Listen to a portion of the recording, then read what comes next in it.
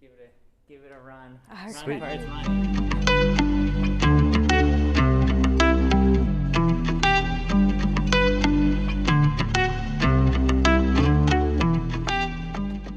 All right, what's up, everybody? Welcome back to another Foil Friday.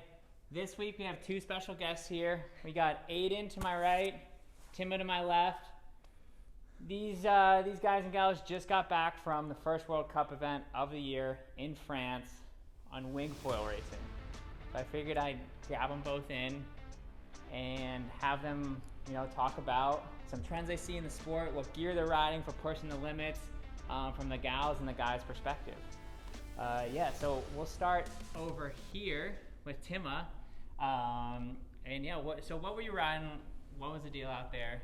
Yeah, so I was riding all slingshot stuff. So I had a 40-ish liter board. I had the sling wing lineup, which was really fun, and I had the Phantasm foil setup. So I was riding an 825 on the front wing, and just had a fantastic time out there.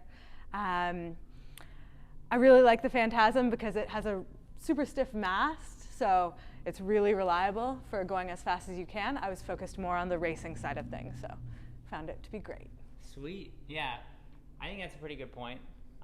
Stiff masts, reliable masts are really important when you're pushing the limits.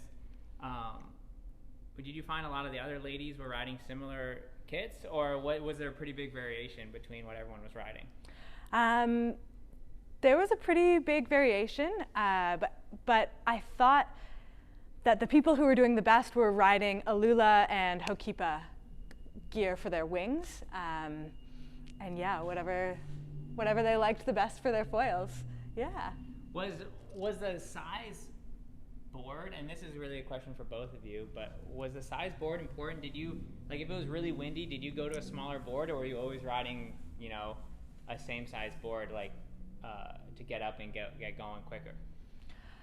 I would say I was always riding the same size board, and I really had a range of wings to facilitate that, so that I could always be guaranteed that I would get up and go as fast as I could. Yeah. You noticed the same thing? Yeah, I was riding kind of between a 40 to 50 liter. We had a really light day.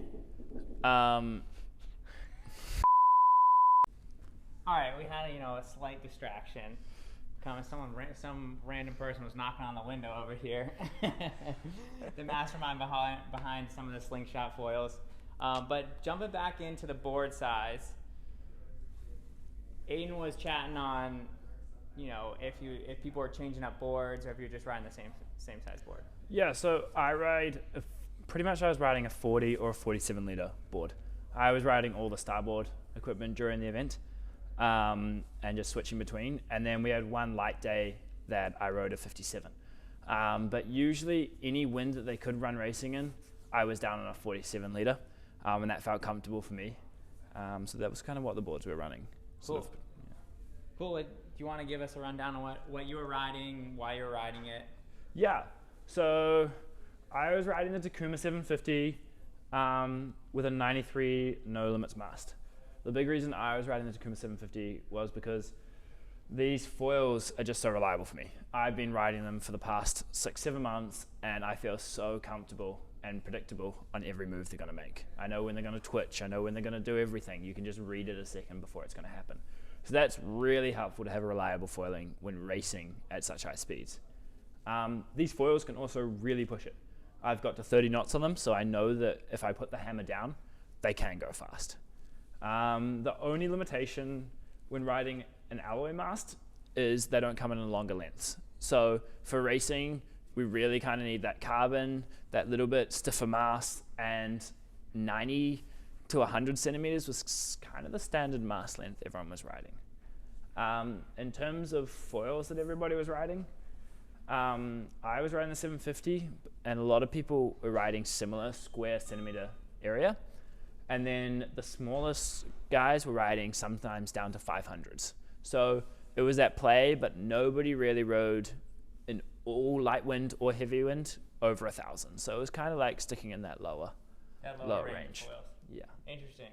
What about foot straps on your boards? Were you riding foot straps? Yeah, I had foot straps. Yeah, too? absolutely. And critical, you think? I think so. So Yeah. much easier to control if you're gonna wipe out. I for also sure. think you can recover stuff that you wouldn't otherwise. Be able to You if just you're riding like strapless. you're just riding strapless. If you go to turn and the board goes or you run through someone's turbulence and it just starts shaking from side to side the board, you can just lift up with your wing, make yourself weightless for a second, and then come back. And you might lose a couple of meters, but you're still in the race. Yeah. That one crash is like that was race over. So detrimental. Yeah, especially in such short races. The races we were doing were maximum 4 minutes, pretty much. And Yeah. so it was fast, quick happening things. Cool. Okay. I also want to say, Aidan's raced in a couple events now. Yeah. How many? 2. This is my Two. second one. This is the second one. This was Timma's first event. Yeah. Well, what's the vibe like over there? How are all the riders? It's a friendly scene, or 100%. Super Everyone's just friendly. absolutely stoked on this new sport, and it is evolving so quickly. I didn't compete in the freestyle, but sitting out there the day before the event and watching 40 guys on the water, 30 people on the water, and just throwing the tricks. You were seeing the dictionary of wing foiling off the beach. It was just like every trick you'd seen on Instagram was like, oh, I know that trick. I've seen that trick. And it was just so exciting to watch and just be Yeah. like a part of this growing sport. It's definitely at the start of a big Yeah. sport. I thought watching the freestyle and the women's was also really cool. The girls are pushing it really hard as well, but stylistically it's different and it's also super fun to see. Yeah. Yeah. These two are some ripping riders here in the gorge. They're really friendly, so if you see them around, I'm sure they'd be happy to answer any questions for you. Again, we got Timma and Aidan. Hope you guys enjoyed this one. Changed it up a little bit for you this week. Tune in for another Foil Friday next week. Cheers. See you out in the water. You.